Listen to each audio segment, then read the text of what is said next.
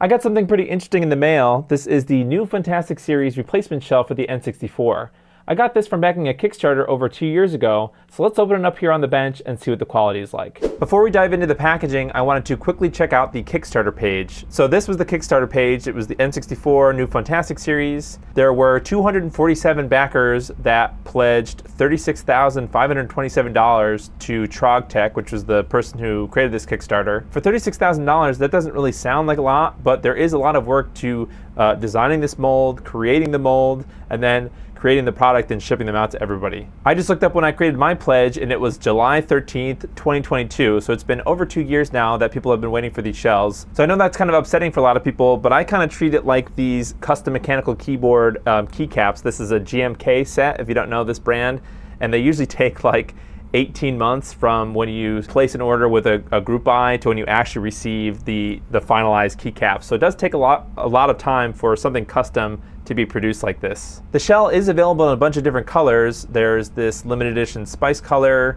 this gray color here, this Funtastic Series colors, so the atomic purple, berry, crystal, extreme green, midnight, onyx, snow. There's a bunch of different color combinations. Plus there's some two-tone versions, blackberry, black cherry, black ice, black uranium, and monster, which I guess is supposed to be a Pokemon theme. But the different colors cost different amounts to pledge on the Kickstarter. So just the basic colors were $70, and that's the one that I ordered. But the two-tone styles were $95 plus shipping. And then the limited edition styles, which was that spice and that gray color, were $150. First, let's take a look at the box here. So it says New Funtastic Series, manufactured by Trogg Tech. So there's a really nice colored logo here of the N64, which is cool. And I think this is this the Ultra 64 logo, like the original N64 logo before the final N64 logo? So on the sides, it just says New Funtastic Series and Trogg Tech. Again, we've got the N64, kind of the same thing on the top. And on the back here, there's this nice grayscale N64 manufactured by Trogg Tech. And there's a QR code for a disassembly and reassembly video if you need some help. This is some pretty serious packaging. Okay, I'm not sure which way is up here. There's a lot of bits shaking around in there. Wow, look at that color. As you can see here, I ordered the atomic purple version. The closest thing I have for a comparison is actually the atomic purple analog pocket, which as you can see is not a very close match. I mean, maybe in some places it might be close. So just my initial impression, the purple here is a lot more faithful to what I remember atomic purple looking like compared to the analog pocket. This video is sponsored by PCBWay. I've been using PCBWay to produce custom PCBs for my projects for years now. Recently, I've been using their PCB assembly service, where they source and solder all of the components directly onto the board for me. It really speeds up my projects. They even have 3D printing services too, so if the project you're working on requires 3D printed parts and you don't have a printer of your own, they've got you covered. They even have CNC and injection molding services if you're a mod developer looking to create a professional looking product. Thanks again to PCBWay for sponsoring this video. You can find out more by visiting the link in the video description. All right, let's see what we've got inside. There's a bag of accessories here. Let's see, I was curious if they were gonna send new replacement hardware, and it looks like they have a bunch of things in here. So we're gonna dig into that in a second. Let's get both the top and the bottom shell out of the way for a second. Let's see what we've got in the accessories kit here. So this looks like the bottom of the cart slot. Here's some of the feet. Looks like we have two different colored feet, which is interesting. We have the memory expansion cover here, the reset button. Oh yeah, look at that. We have the Ultra 64 logo, which is the jewel that goes in the front of the case. This is where the multi-out sticks out of the back of the N64. Actually goes this way. This is the power button. This is the extension port cover that sticks out of the bottom. I believe this is for what? The N64 disk drive, the DD. And the last plastic pieces we have are, looks like two different options if you want a atomic purple clear. This is the cart slot cover to keep dust out. But they also have this nice pink colored. It's not necessarily purple, but it might be a good contrasting color when the case is together.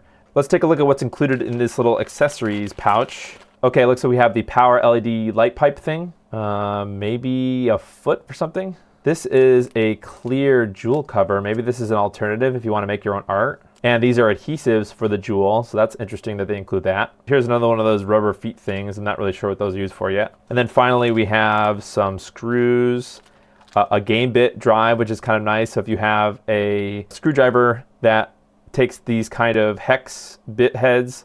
If you need a game drive, it includes it. These are the springs that make the dust cover for the cartridge slot work. And we have a bunch of new replacement game bit screws, which is really nice. I'm gonna be using this N64 that already has a PixelFX retro gem installed. So let's take the motherboard out of this so that we can put it into our new shell. And actually, if you're interested to know if the Nintendo logo is here in the front of the case, sadly, it's not. I mean, I can understand why they did that for copyright reasons, but it does not have the Nintendo logo on the top here. All right, let's go ahead and start taking the N64 apart.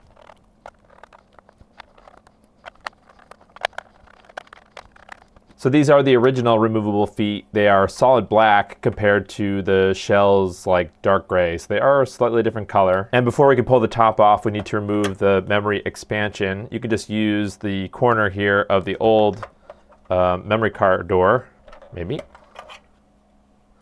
And now it should just come off. With the lid off, we can start removing the screws to release the motherboard.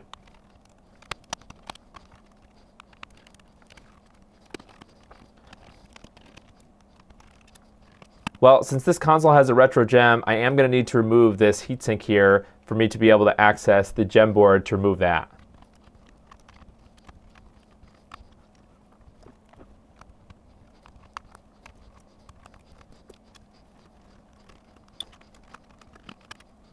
Now that I have the gem removed, I should be able to take the entire motherboard out. And then the HDMI board. I think that the N64 is supposed to have two metal bits right here. You'll need to transfer those into the shell, but it looks like they aren't in this console. But I'm pretty sure that that is in every other console.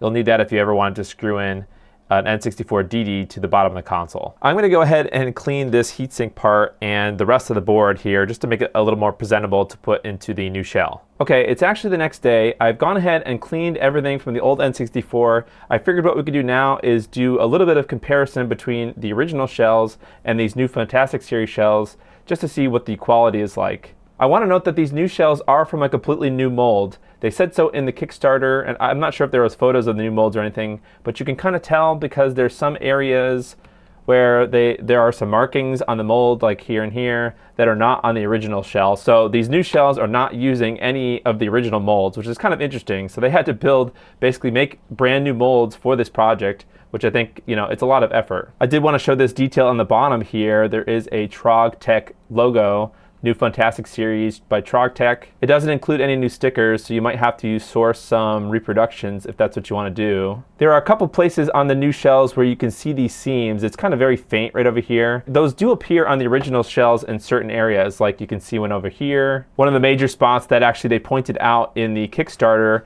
was this seam here to the right of the Nintendo logo. Sorry, it's kind of hard to capture this. I'll get a better photo of it. But there's this seam right here. Here you can see that same seam. So there are places on the new shells that might look like blemishes or mistakes, but I really think that they're just unavoidable parts of the mold making and injection molding process. There are places in the new mold where you can see some imperfections, like there's this spot here. This is the inside of the top shell.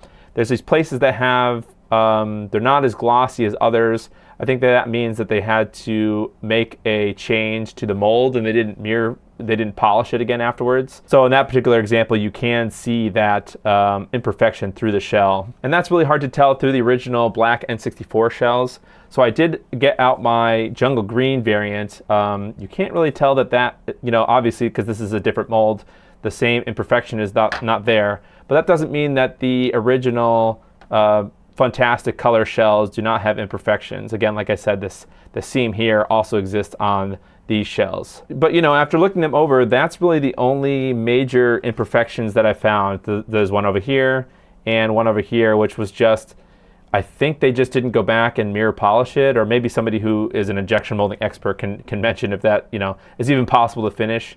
That's the only thing that I really complained about.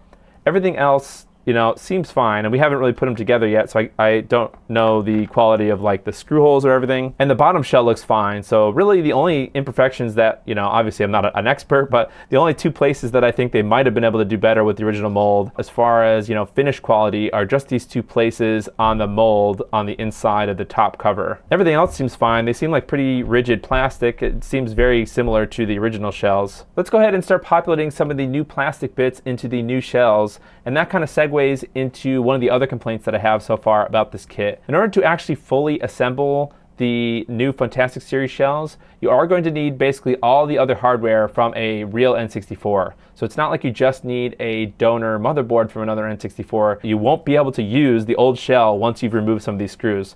For example, here's the cartridge dust cover. So the other side here is this gray piece that gets screwed in from the bottom, and you need these screws in order to put the new dust cover onto the new shell. So you won't be able to use this old shell unless you had spare screws for something in order to assemble the old shell and have the new shell too. Okay, let's continue with the build. So I think I'm going to choose to use these sort of high contrast dust flaps just to see what they'll look like in the finished product.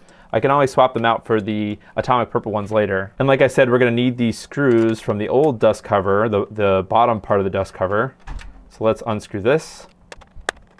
You got to be careful when you take this off because the dust cover is spring-loaded. These pieces here are springed. And if you look closely, you can see how these springs are supposed to go into the new dust flap. So the short part of the spring goes toward the middle, and the long part of the spring goes in these notches on either side of the N64 shell. Okay, let's take the new springs and we'll add them to the new dust covers. And then they kind of just go in place like this. Okay, now we need to do our best to keep those two things down so that we can install the replacement dust cover thingy. I'm gonna put both screws in here, and then I'll have to hand tighten them a little better.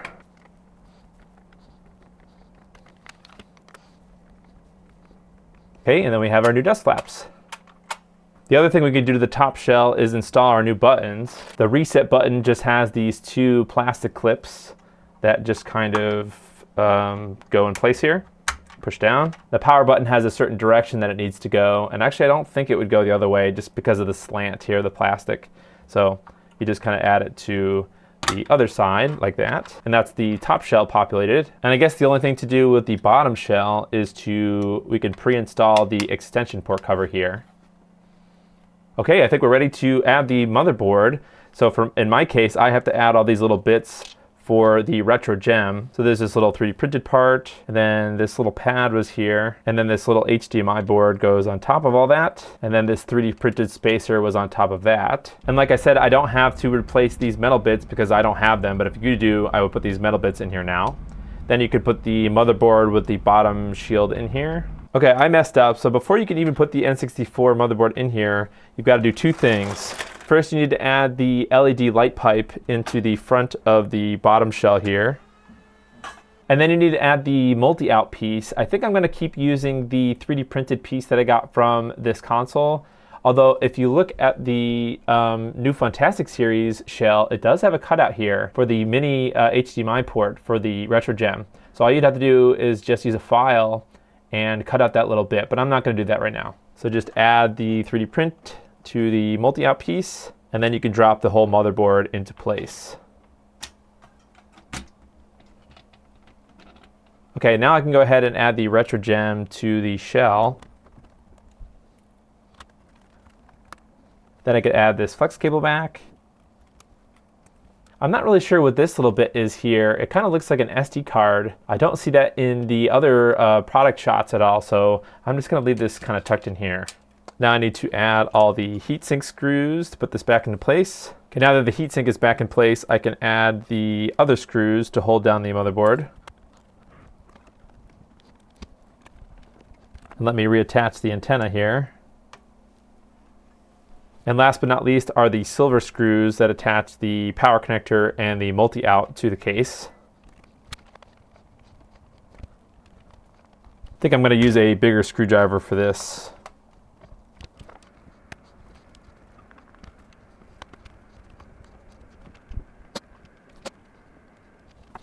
Well, I also noticed here that there is another spot for a cutout for the mini HDMI. So you can either do the cutout down here or the cutout in the multi-out here. So that's kind of interesting.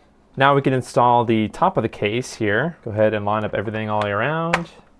Okay, and we flip it over. I think that I'm going to use the gray feet here because they more match the old Funtastic colors right? So this is the jungle green console, and it looks like it has these dark gray or black feet. So that's what I'm going to use. They're not actually a perfect match with the old colors, but I think they look fine either way. Once we have the feet on, we can use our brand new game bit screws to screw on the case.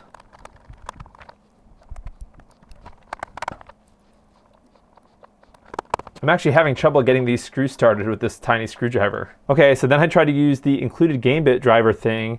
It actually doesn't fit into the normal like hex pattern that I expected in a normal drill. It might not fit if you have a hand drill that fits that same size. It might be a little dangerous, but I'm gonna go slow, try to figure it out.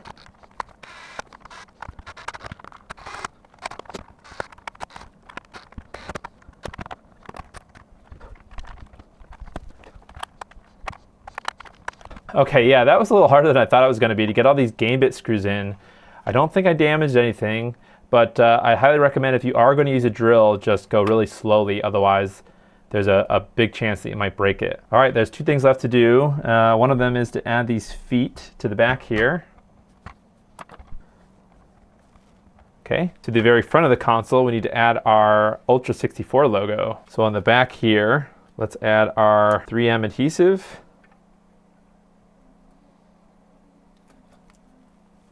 Okay, and then we can remove the top and put it in the front here.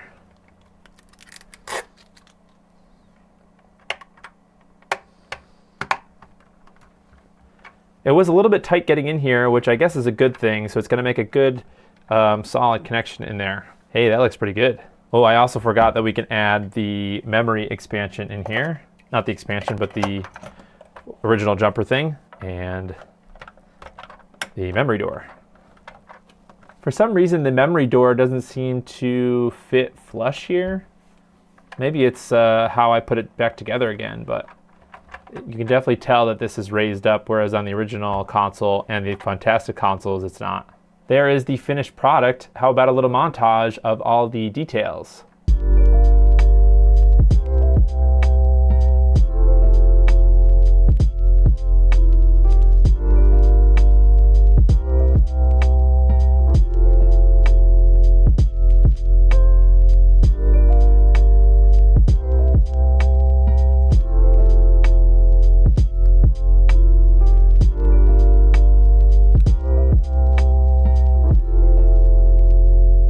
So that's the new Funtastic Series replacement shell for the N64.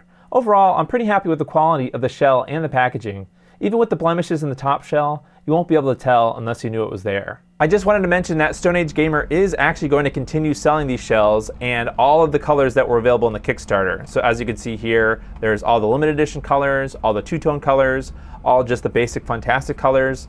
They're going to be available soon. They're not listed here. I guess there is a spot where you could put your email if you want to get notified when these do go live. But it looks like all of the colors are going to be just the $70 price. Unless they change these later on, I think that you'll be able to get those limited edition colors for the same price, the $70 price. I'm going to leave an affiliate link in the description if you want to financially support me while you're buying one of these shells. I'm trying to hit 10,000 subscribers here on YouTube, and you can help me out by subscribing if you haven't already. Thanks for watching, and I'll see you in the next video.